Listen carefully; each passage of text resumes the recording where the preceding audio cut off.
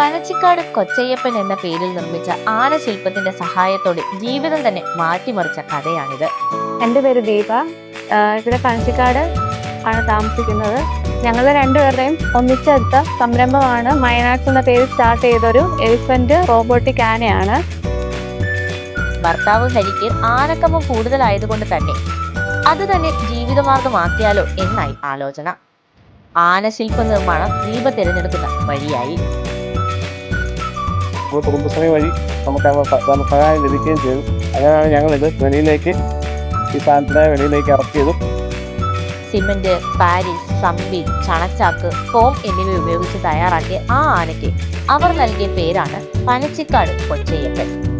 വെല്ലുവിളികൾ കടന്ന് ആനയുടെ നിർമ്മാണം പൂർത്തിയായി.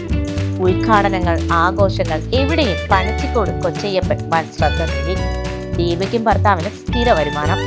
ദീപയുടെ സൃഷ്ടിപരമായ ഒരാശയം, കുടുംബശ്രീയുടെ പിന്തുണ, അതിനെ വിജയമാക്കി മാറ്റിയ കൂട്ടായ പ്രയത്നം.